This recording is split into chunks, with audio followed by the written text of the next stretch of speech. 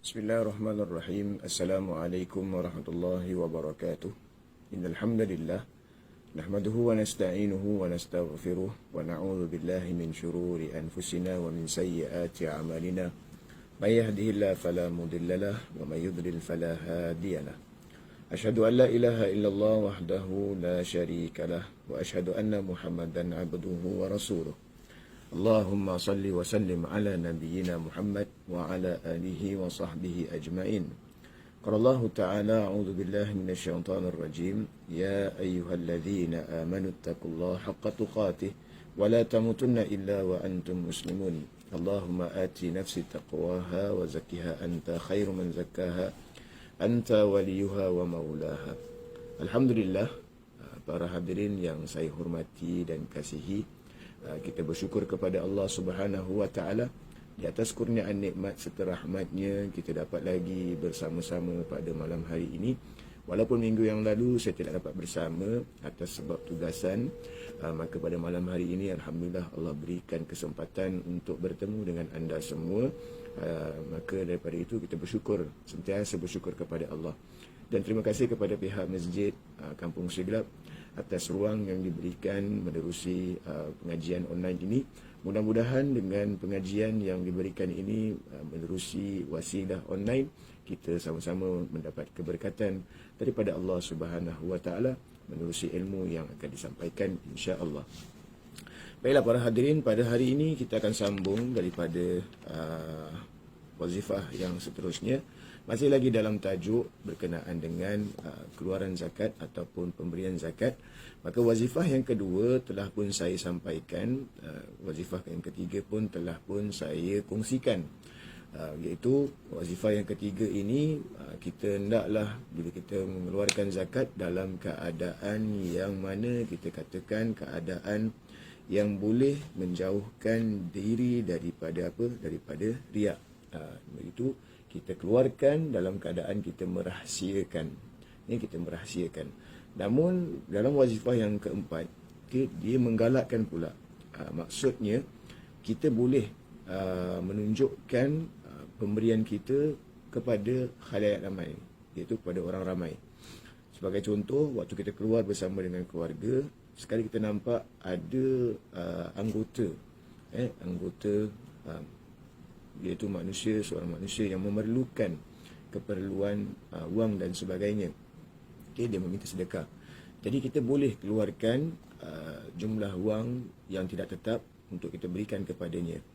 Namun dalam kita nak keluarkan, kadang-kadang kita rasa macam tak sedap dan sebagainya. Tapi Allah Subhanahu wa Ta'ala katakan dalam surah Al-Baqarah ayat 271, jika kamu menampakkan sedekah, maka itu adalah baik sekali. Kerana apabila kita lakukan hal tersebut, sekurang-kurangnya kita mengajak ataupun kita berdakwah kepada orang yang melihat kelakuan kita tersebut. Kelakuan yang kita lakukan adalah kelakuan yang baik. Mungkin dia boleh menanamkan sifat baik kepada yang melihat. Namun untuk yang memberi ni, kita yang mengeluarkan sedekah tersebut, perlu menjaga niat, perlu menjaga hati. Supaya apa? Supaya ia tidak terlihat sebagai riak dan sebagainya.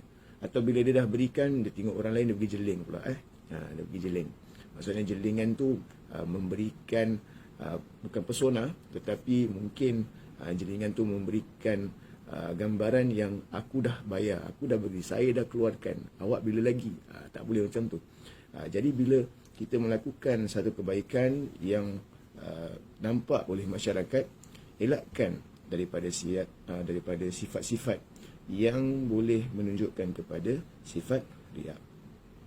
Jadi dalam kondisi ini menuntut penampakan untuk keteladanan atau kerana meminta sedekah di hadapan khalayak ramai, sehingga tidak baik meninggalkan sedekah kerana takut riak. Jadi bila kita lakukan ini, kita takut riak, kita betulkan balik niat kita dan kita keluarkan. Ikut kepada kadar kemampuan yang kita nak berikan kepada siapa? Kepada peminta tadi.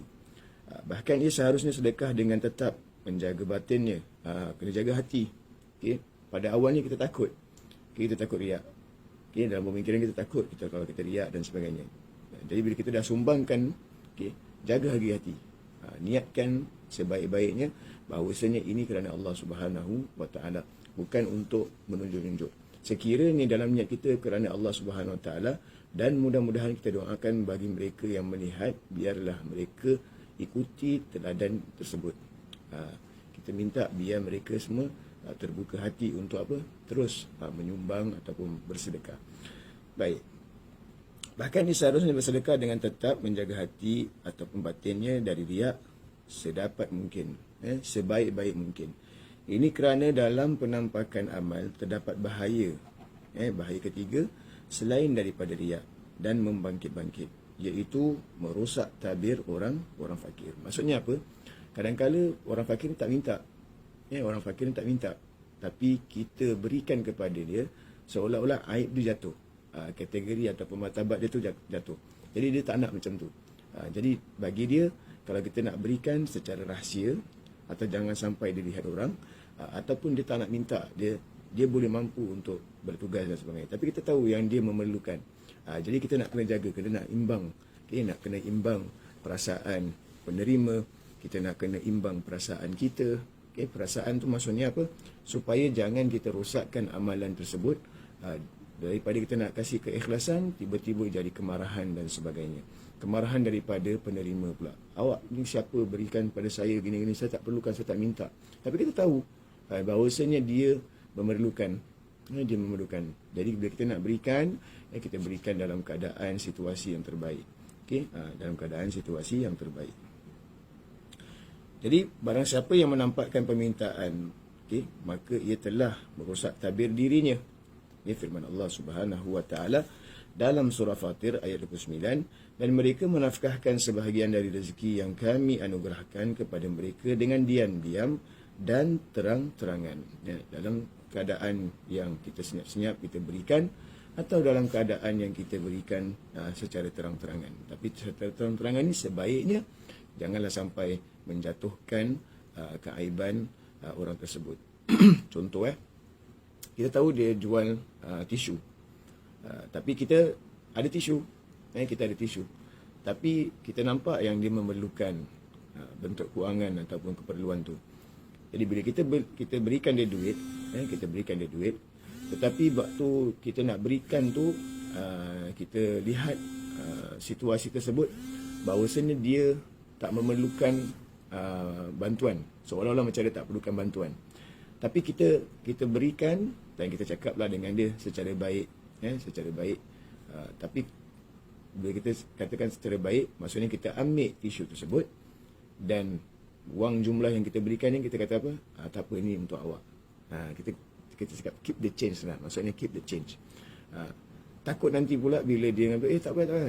Dia dah jadi satu percakapan dan sebagainya. Untuk elakkan perkara tersebut, tak apalah, kita ambil balik pulangan tu. Mungkin duit yang kita pegang tu, hari esok kalau kita jumpa dia lagi, kita sokong lagi, kita beli lagi.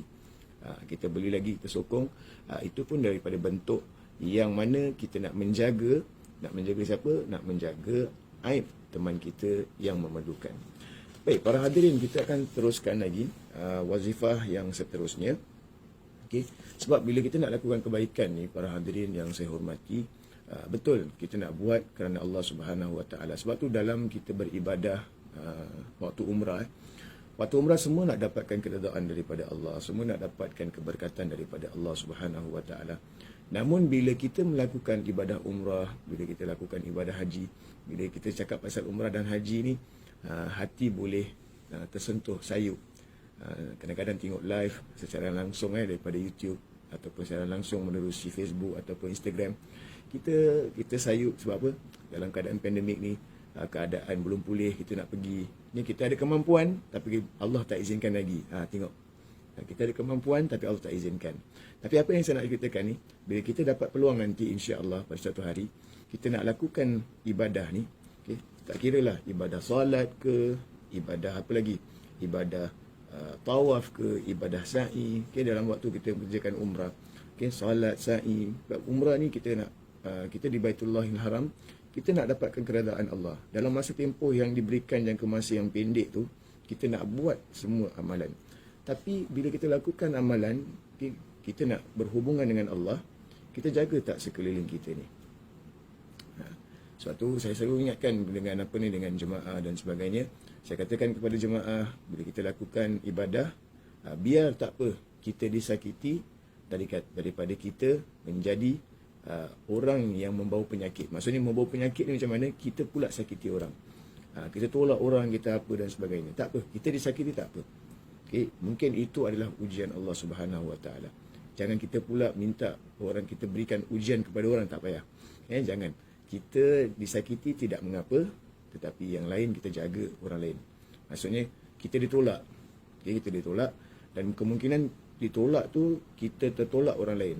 Sebelum mungkin kita ditolak tu, okay? Mungkin kita ditolak, kita tak payahlah nak pusing belakang, kita kata kenapa tolak dan sebagainya, tak apa. Yang penting kita jaga orang di hadapan kita supaya mereka di hadapan kita ni tidak disakiti oleh kita. Sebaik mungkinlah kita jaga. Sebab waktu dalam berumrah ni kadang-kadang ramai orang. Dan bila ramai orang ni, ada yang melakukan ibadah meneruti tradisi. Ada yang menuruti sunnah Rasul sallallahu alaihi wasallam. Jadi kita nak kena ikut sunnah Nabi sallallahu alaihi wasallam, cara Rasulullah sallallahu alaihi wasallam mengerjakan ibadah. Jadi bila kita melakukan ibadah menuruti sunnah Rasulullah sallallahu alaihi wasallam, di situ datangnya kebahagiaan, kerahmatan. Okay, rahmat untuk kita minta daripada Allah dan kita berikan rahmat tu kepada makhluk Allah. Kebahagiaannya pula apa? Hati kita tak sakit. Bila kita lakukan, kita tahu, saya sedang beribadah, saya kena sabar. Jadi bila kita ajar diri kita dalam ibadah, kita kena sabar. Waktu dalam kita melakukan kerja harian pun kita kena sabar juga. Sebab ada ujian yang Allah Subhanahu Wa Taala berikan. Dalam ibadah ada ujian, di luar ibadah pun ada ujian yang Allah Subhanahu Wa Taala kurniakan kepada siapa? Kepada setiap insan, setiap makhluk yang Allah Subhanahu Wa Taala cipta di muka bumi ini. Jadi kita manusia tak lari daripada ibadah. Kuncinya apa? Sama ada nak sabar ataupun tak nak sabar. Sama ada nak redha atau tak nak redha. Sebab tu Allah ajar dalam surah Al-Baqarah apa? Bila datangnya musibah, kembalikan kepada Allah. Inna lillahi wa inna ilaihi raji'un. Baik, para hadirin, jadi bila kita tengok pada tu, kita nak carikan keredaan Allah. Okay? Kesangkutan daripada ibadah yang saya bawakan tadi, umrah tu, sama juga dalam bentuk kita nak lakukan ibadah waktu sedekah. Ada orang dia buat dekat umrah, dia buat sedekah dan sebagainya. Dia berikan kepada fisabilillah yang memerlukan, orang-orang yang memerlukan makanan dan sebagainya. Tidak mengapa, boleh buat. Okay? Tidak mengapa, boleh buat. Tetapi jangan sampai sekiranya mereka memerlukan, kita berikan, diorang tak kata apa-apa, diorang kata terima kasih dan sebagainya. Tapi kita pula, bila kita berikan, adakah kita bersikap riak atau bagaimana? Jadi kalau sekiranya ada perkataan riak dalam diri kita ataupun sum'ah, cepat-cepat kita istighfar dan kita kembalikan kepada Allah Subhanahu Wa Taala. Akan kebaikan itu hanya untuk Allah Subhanahu Wa Taala. Baik, wazifah yang kelima, tidak merosak sedekahnya, pemberiannya ataupun pemberian sedekahnya, bantuannya tadi, dengan membangkit-bangkit dan menyakiti. Ini dia. Selalunya bila kita memberikan bantuan, tak boleh kita bangkit-bangkitkan balik. Tak boleh kita ceritakan, kita menunjukkan dia bahawasanya, dia ni seorang peminta sedekah, pemalas lah, kita keluarkan perkataan-perkataan yang tidak sepatutnya kita keluarkan. Sebab tu bila kita lihat dalam cerita Alibaba Bujang Lapuk, Alibaba tak minta dengan orang lain, dia minta dengan Qasim Baba, dia minta dengan abang dia. Dia minta dengan abang kandung. Abang kandung pun boleh bercakap, kamu ni malas dah, unta padang pasir pun banyak rajin. Kamu ni pemalas. Memang kita nampak dalam keadaan fizikal, dia ni memang sihat. Tetapi dalam keadaan yang lain, kita tak tahu. Sebab tu pertemuan saya dengan para hadirin, dia ada tempoh masa. Mungkin para hadirin nampak saya dalam keadaan bentuk yang sihat, tapi dalam bentuk kamera ni, nak nampak manis, apa dan sebagainya. Tapi kita tak tahu apa masalah yang dihadapi oleh saya dan apa masalah yang dihadapi oleh para hadirin. Kita tak tahu. Jadi bila kita berikan dan kita dah tahu dia memerlukan, kita berikan dan kita dah serahkan, dah sudah. Kita punya kerja dah habis. Kewajipan, tanggungjawab kita sebagai pemberi ni dah selesai. Cuma kekhawatirannya bila kita dah beri, dia minta lagi, dia minta lagi dan sebagainya. itu yang kadang-kadang dia boleh menjadikan kemarahan untuk diri kita. Baru bagi semalam, takkan minta lagi. Kita tak tahu. Jadi kita bersangka baik, apa kemampuan yang kita boleh kurniakan ataupun kita boleh berikan, $2 dan sebagainya, kita berikan. Tapi kadang-kadang $2 pun orang pun pertikaikan juga. Kita pertikaikan juga. Kita berikan anak kita $2, anak kita kata nak makan apa ni sekarang ni. Jadi bila kita berikan, bila kita berikan yang kadar kemampuan kita, bila dia datang lagi nak minta kepada kita, jangan kita gunakan perkataan-perkataan yang boleh menyakiti hati dia, yang boleh menjatuhkan maruah diri dia. Malahan kita katakan dengan baik, awak minta, kemungkinan saya belum lagi ada kelebihan pada hari ini. Saya tak ada kelebihan. Nanti insya-Allah saya janji bila saya ada kelebihan sedikit nanti saya akan berikan. Jadi perkataan itu akan memberikan dia macam, betul lah, dia memang bukan kita tak ada duit kita ada, tapi kita nak salurkan kepada tanggungjawab kita yang lain. Okey. Dia berjanji dia nak berikan kalau dia ada kelebihan. Okey. Jadi bila kita kata macam tu, kadang-kala memang perjanjian kita memang nak beri. Kalau kita nak beri, insya-Allah kita akan berikan. Tapi kita takkan nilai. Kita tak tetapkan nilai. Maksudnya ada kelebihan, kalau ada 10, saya akan berikan. Macam tu. $10, ada $5 dan sebagainya. Ada kelebihan lah. Maksudnya ada kelebihan wang, kita boleh berikan. Tapi bagi yang nak minta ni pula, janganlah awak rasakan diri macam Tailong pula. Jangan macam tu pula. Dia tuntut pula dengan kita. Kata janji nak kasih dan sebagainya. Memang kita berjanji. Kalau sekiranya kita ada kelebihan. Sebab tu sedekah dia berbeza dengan zakat. Zakat memang hak mereka. Mereka memang boleh minta dengan kita. Dan kewajipan kita untuk keluarkan zakat tersebut. Tapi sedekah ni bila-bila masa kita nak keluarkan boleh. Ikut kepada kadar kemampuan kita. Zakat dia dah tentukan. Nilai itu dah ditentukan. Dan mereka berhak untuk dapat nilai yang telah ditetapkan oleh Allah Subhanahu Wa Taala. Tapi mestilah 8 asnaf mesti 8 asnaf. Baik. Jadi janganlah kamu, kata Allah Subhanahu Wa Taala dalam surah Al-Baqarah ayat 264, Allah berfirman, dan janganlah kamu membatalkan sedekah kamu dengan membangkit-bangkit dan menyakiti. Allah Subhanahu Wa Taala dah tegur kita. Sebab Allah tahu. Allah tahu makhluk yang akan suka bangkit ni. Kita memang suka makan kuih bangkit, sebab tu kita suka bangkit-bangkit. Buat baiknya sikit je, tapi dia punya bangkit, ya Allah, kadang-kala yang dia bangkit tu sampai makan tahun. Bagi sekali, tapi tiap kali-kali jumpa, aku dah bagi, aku bagi dia gini, aku bagi. Padahal bila cek balik daripada track rekod balik, dia kasih dah 10 tahun yang lepas dah. Dah habis pun duit tu. Duit bantuan yang dia berikan ke sedekah ataupun hadiah yang dia berikan dah habis dah. Dia buat apa dia bangkit? Bila mana kita membangkit, para hadirin yang dirahmati Allah Subhanahu Wa Taala, takut nanti amalan kita tu ditolak oleh Allah Subhanahu Wa Taala, rugi je. Jika kita tak suka dia bangkit, kita jangan bangkit. Maksudnya kalau Allah nak bangkit balik, apa perbuatan yang kita telah lakukan, mana yang kita nak? Suka tak kita? Aku dah berikan kau tangan, aku dah berikan kau mata, apa kau buat? Kalau Allah Subhanahu Wa Taala nak bangkit, aku berikan kau kepandaian, aku berikan kau telinga untuk mendengar dan sebagainya, apa kau buat? Tapi dalam Al-Quran ada, dah berikan mata tapi tak lihat, dah berikan hati tapi tak tahu nak menilai.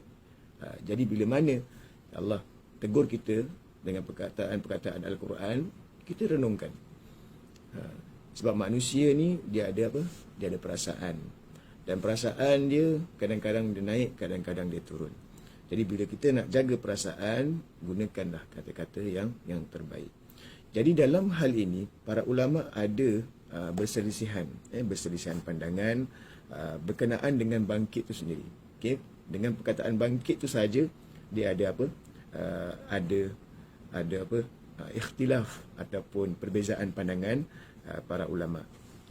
Jadi dekat sini kita tengok baik. Dikatakan membangkit-bangkit ialah menyebutkannya, sedangkan menyakiti adalah menampakkannya. Membangkit tu dia sebut perkataan yang dia buat dan dia nampakkan kelemahan orang tersebut. Okay, dia menyakiti tu, dia menampakkan kelemahan tersebut.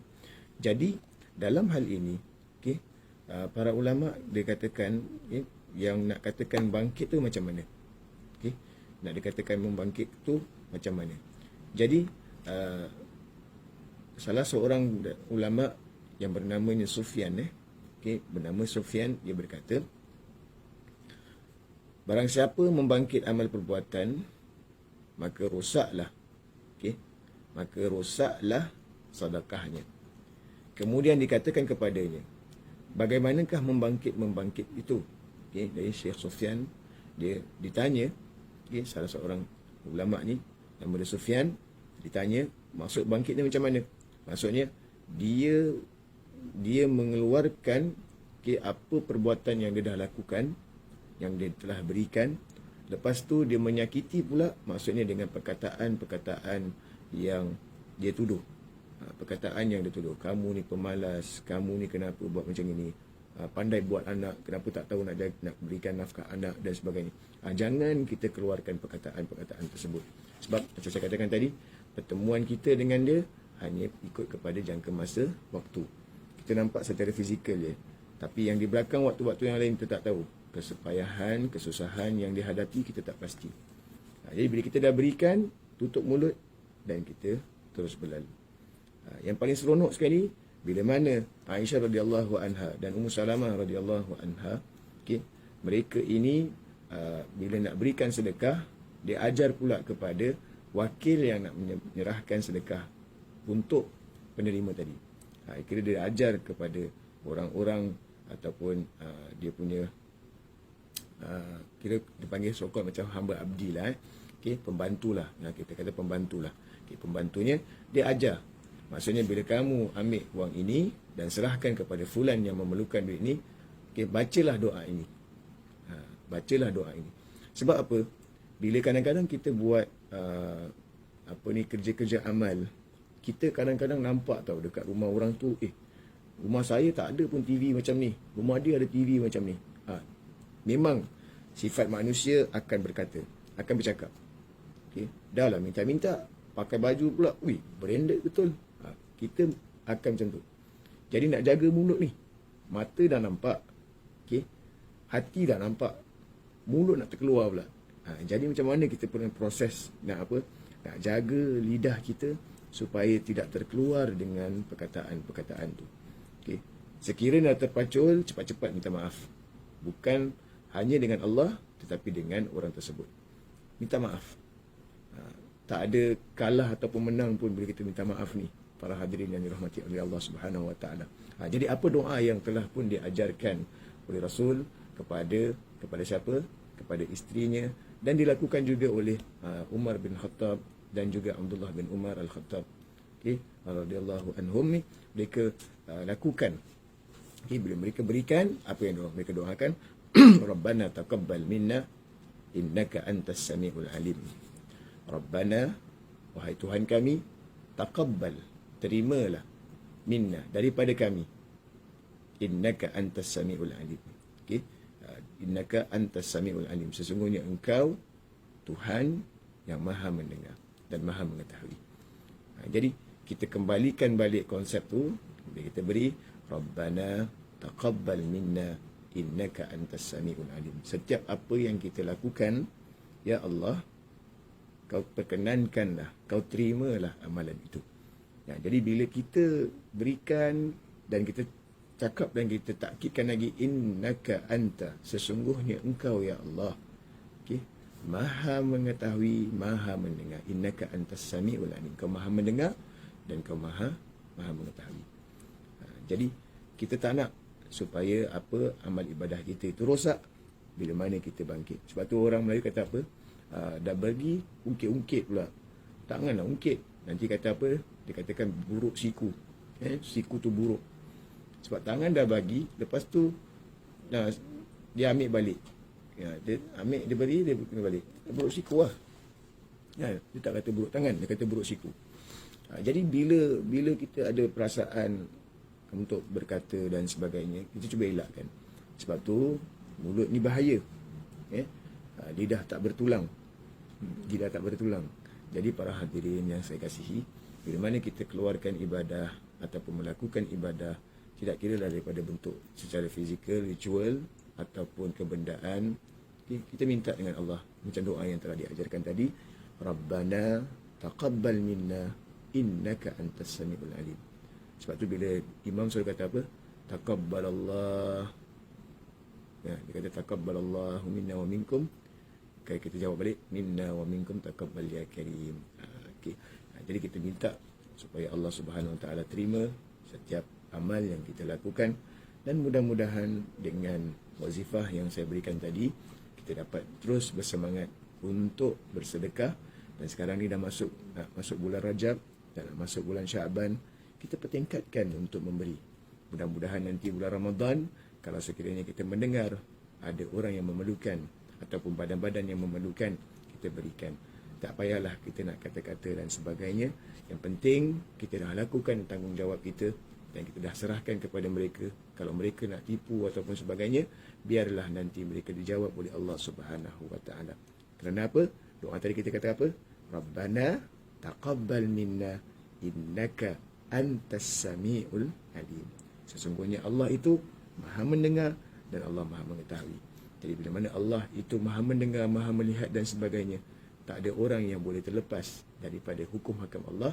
Bukan di dunia kalau dia terlepas, tapi di akhirat dia tak boleh terlepas. Kerana apa? Kerana Allah katakan apa dalam Al-Quran surah Fatihah? Maliki yaumiddin. Dia yang memiliki hari kebangkitan.